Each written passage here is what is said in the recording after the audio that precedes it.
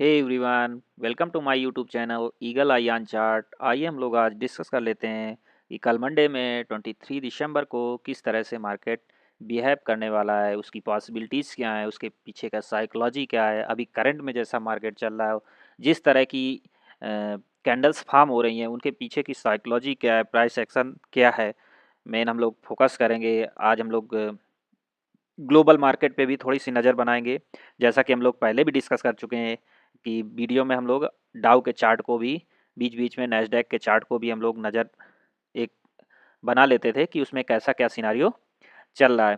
तो आइए हम लोग डिस्कस कर लेते हैं। ठीक है, देखिए जैसा कि ये बैंक निफ्टी का चार्ट है और ये डेली चार्ट है। डेली चार्ट में जिस तरह से यहाँ से सेलिंग प्रेशर आया है, जनरेट हुआ है, उस हिसाब से हम लोगों ने एक मोटा मोटा एक ड्राइंग दिमाग में बैठा ली कि किस किस तरह से इन कैंडलों, ये जो कैंडल्स हैं, इतनी बड़ी बड़ी कैंडल्स और गैप डाउन ओपनिंग और बीच में गैप छोड़ना, इनके पीछे के साइकोलॉजी, उसके बाद का प्राइस एक्शन, क्या क्या पॉसिबिलिटीज़ हैं, इसको हम साइकोलॉजी पर लेकर चलेंगे मेन। अब यहाँ पर कैंडल्स जिस तरह से फार्म हुई हैं, उनके पीछे की साइकोलॉजी पर मेन आप फोकस करेंगे। आप साइकोलॉजी पर ही लेके जाएंगे। आप जैसे देख देख सकते हैं कि मार्केट किसी न किसी फार्म में चलता है। अब यहाँ देखिए आप, मार्केट इस तरह से चला,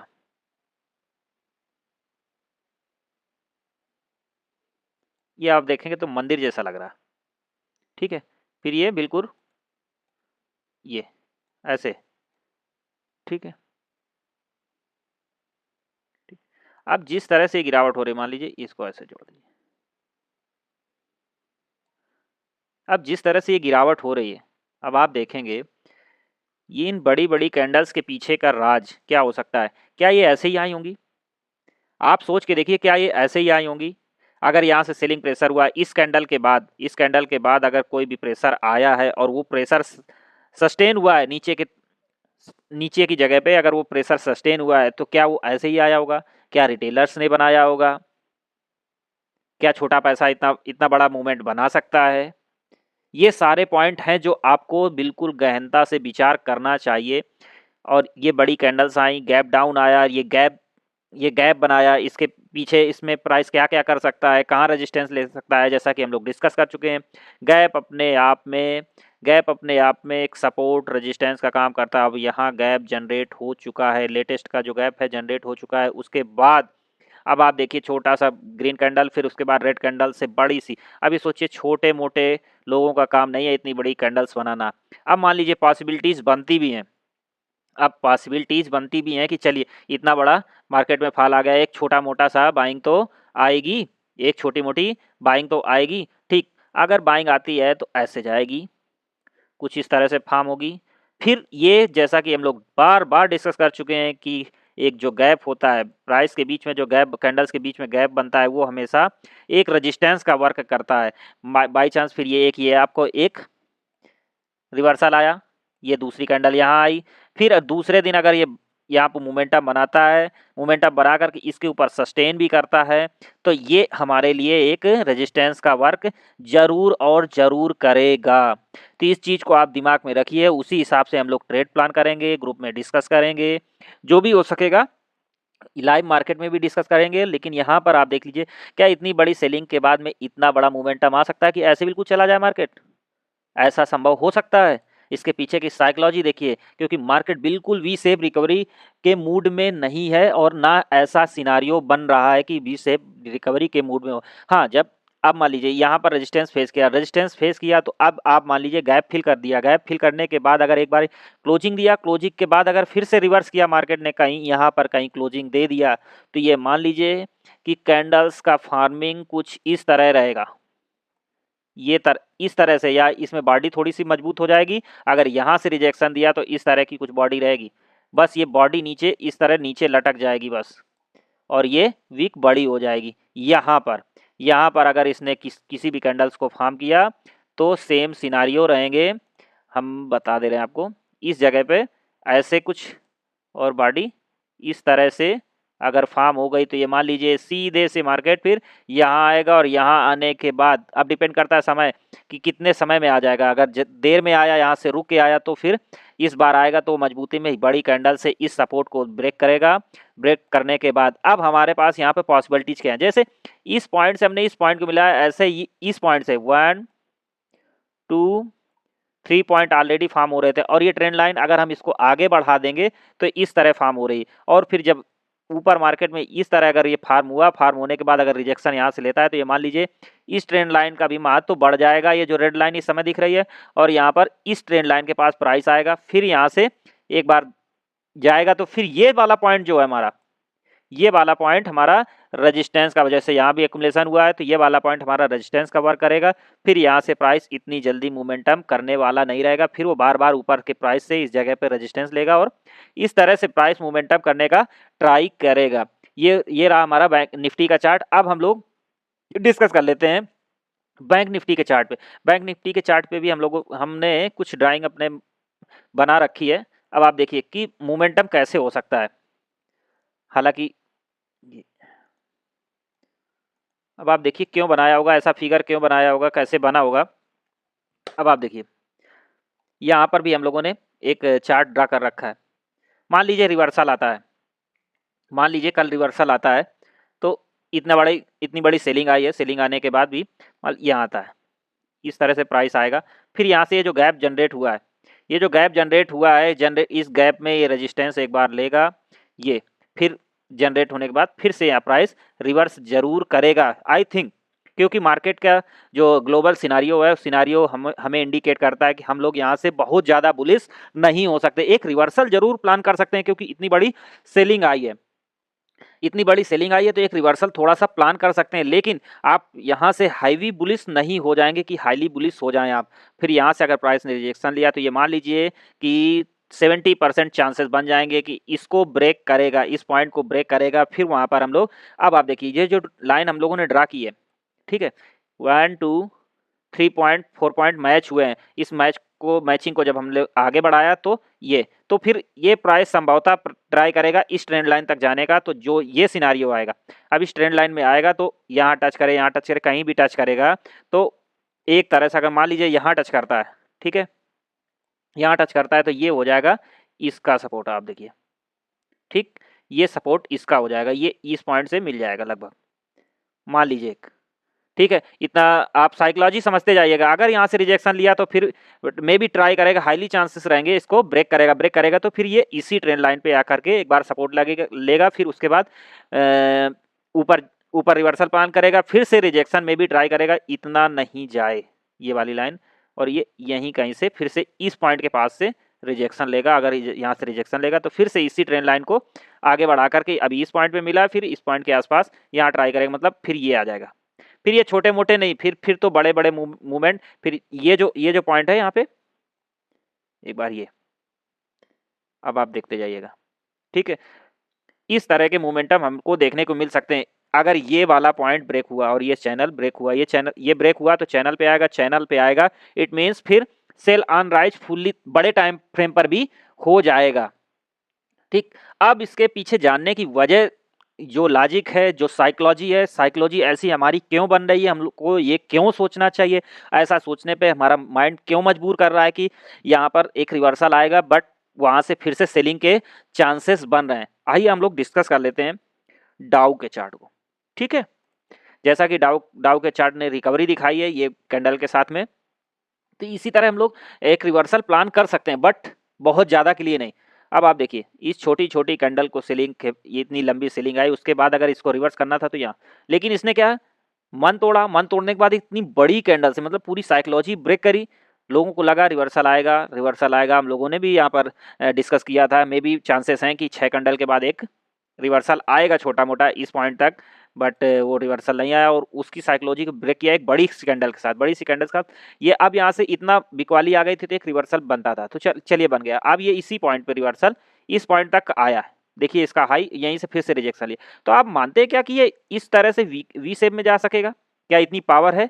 जो बिकवाली करके यहाँ से लाया है तो वो क्या आपको एकदम से ऊपर जाने देगा? क्या इसके ज़्यादा चांसेस बनते हैं?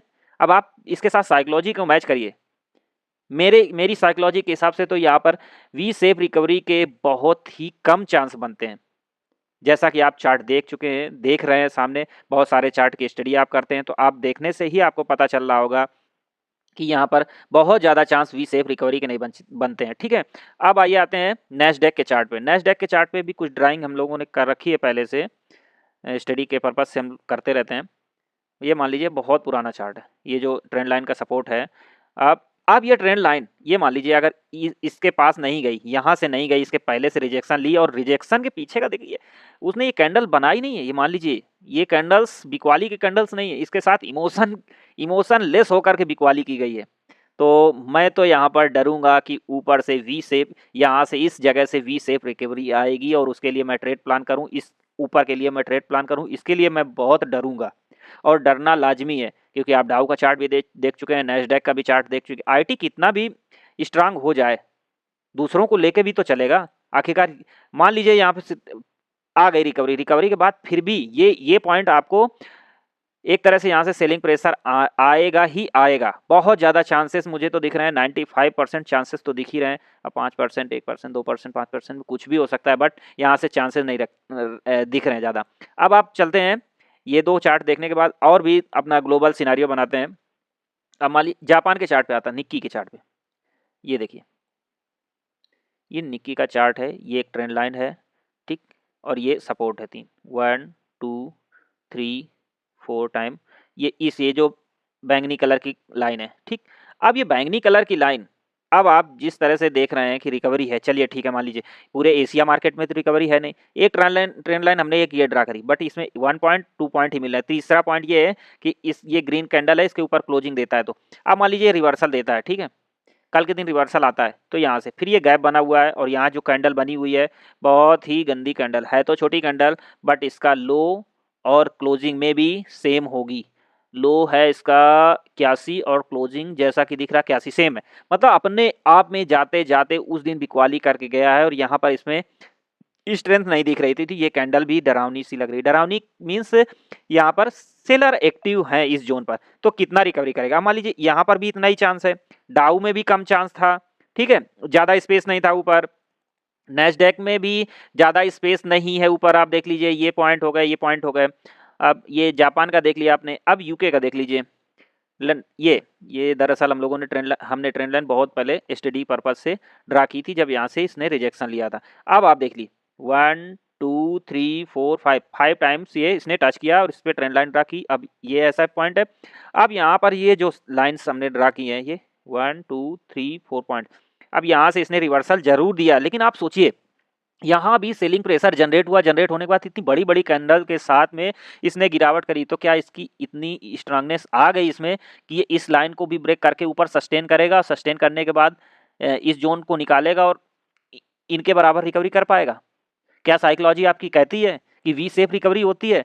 कोई बीमार हो जाता है, ज़्यादा बीमार हो जाता है, तो आप समझिए इस समय जो मान लीजिए सीजन चल रहा है, चिकनगुनिया जैसा आपको फीवर आ रहा है, वहाँ पर लोगों को तोड़ दे रहा है, डेंगू बुखार आ रहा है, मान लीजिए डेंगू बुखार आ गया, तो आप सोचिए क्या वी शेप रिकवरी कर पाएंगे आप अपनी बॉडी के?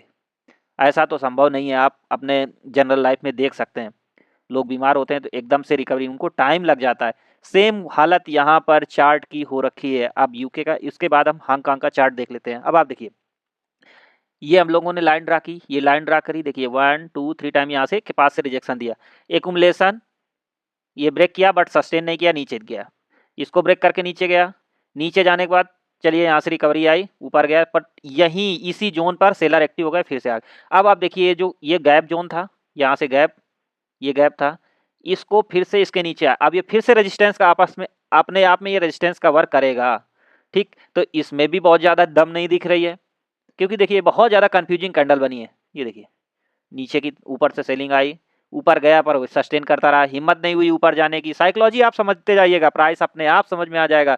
प्राइस के साथ साइकोलॉजी को आप मैच कर गए ना, तो विनिंग प्रोबेबिलिटी आपकी बहुत ज़्यादा बढ़ जाएगी भाइयों। अब आप देखिए, ये कैंडल्स को आप गौर से देखिए, ध्यान से देखिए। अब आप इसको ध्यान से देखेंगे तो समझ में आएगा कुछ ना कुछ तो कंफ्यूजिंग है ना, बड़ा पैसा क्यों नहीं आ रहा है यहाँ पे, कुछ तो है ना, उसको कुछ तो डर लग रहा है ना, ठीक है। अब आ जाते हैं एक नेक्स्ट चार्ट, ये ग्लोबल चार्ट है, हमने स्टडी के पर्पज से पहले लाइन से ड्रा की थी। अब आप देखिए, ये तो ये पहले से ड्रा है, लेकिन आप देखिए अगर इसी लाइन को हम आगे बढ़ा देते हैं, ये कहीं ना कहीं ये बनाया ऐसे, फिर से ये गया, तो इसी का रिजेक्शन उसको बार बार हो रहा है। इस ट्रेंड लाइन, इस पैटर्न पे मार्केट चल रहा है, ठीक। तो यहां से रिजेक्शन आ रहा है। अब एक साइकोलॉजी सपोर्ट में ये मान लीजिए कि हमारा डाउ हो सकता है थोड़ा सा बाउंस बैक किया है, तो सारे अगर बाउंस बैक करेंगे भी तो क्या आपको नजर आता है कि यहाँ से कितना बैक करेगा? फिर से प्रेशर नहीं आएगा इसी फॉर्म में, इसी फॉर्म में, मतलब यहाँ से ये जनरेट है, गैप जनरेट है, और इस तरह की ये ग्रीन कैंडल जो बनी है, यहाँ से प्रेशर भी आ गया, ये गैप भी क्रिएट है हल्का सा। तो आप सोचिए कि इसके पीछे की साइकोलॉजी पे आप बिल्कुल से स्टडी करिए, उसको गौर से देखिए, चार्ट को अच्छे से देखिए, तो आप पाएंगे कि ऊपर जाने के लिए बहुत ज़्यादा चांसेस नहीं बन रहे हैं। इसी बिहाफ में हम लोगों ने ये ड्राइंग आपको पढ़ी और इसके पीछे की साइकोलॉजी बताई, प्राइस एक्शन बताया, किस किस रूप में काम कर सकता है, किस तरह से काम कर सकता है, हम लोगों ने जो डिस्कस किया, आप लोग इसको बिल्कुल दिमाग में रखिएगा। अब आप चलते हैं रिलायंस का चार्ट देख लेते हैं, जो हैवी वेट रखता है, और आप देखते हैं, देखिए आप इसमें मान लीजिए वीकली चार्ट भी कुछ कह रहा है, आप गौर से देखिएगा, वीकली चार्ट भी अपने आप में कुछ कह रहा है। देखिए इसका पैटर्न देखिए आप लोग, किस पैटर्न पे चल रहा है, आप पैटर्न पे नजर डालिए। ये गया, ये गया, ठीक, फिर ये गया, फिर ये गया, फिर ये यूं गया, मतलब इस क्षेत्र को इसने ब्रेक किया, देखो बड़ी कैंडल के साथ, उसके बाद फिर से आया, ठीक। ये देखिएगा, यहाँ से इसने बैक किया, मान लो बैक किया, क्या क्या पॉइंट था, ये देखिए, ये वाला पॉइंट था। अब यहाँ से फिर इसने बनाया, और ये जब ब्रेक कर रहा है, ऊपर ज्यादा नहीं जा रहा, नीचे ज्यादा आ रहा है। अब आप देखिए पीक कम बना रहा है, लेकिन गिर ज्यादा रहा है, मतलब इसकी चाल ही अब बदल गई है। अब आप देखिए बड़ी बड़ी कैंडल के साथ में सेलिंग आ रही है, इट मीन्स अब ज्यादा चांसेस बन रहे हैं, ज्यादा, जब ये पीक टूटते हैं, ये पीक टूटते हैं यहाँ, इसका मतलब ये पीक टूटे, यहाँ से जो सेलर थे उनसे ज़्यादा भारी मात्रा में सेलर अब एक्टिव होते दिख रहे हैं, नज़र आ रहे हैं, तो ज़्यादा चांसेस बन रहे हैं अब इसके इस रेंज को आने में, इस रेंज तक आने में इसके ज़्यादा चांसेस बन रहे हैं कि इस रेंज तक एक बार हो सकता है इस रेंज तक आने का ट्राई करेगा, और ये रेंज रहेगी 1100। हालांकि इतनी जल्दी नहीं, लेकिन एक बार ट्राई करेगा, फिर वो इसी फॉर्म में चलेगा ना, एकदम से नहीं चलेगा। जिस तरह से बैंक निफ्टी और निफ्टी के चार्ट बने उस तरह से फॉर्म में यूं यूं करके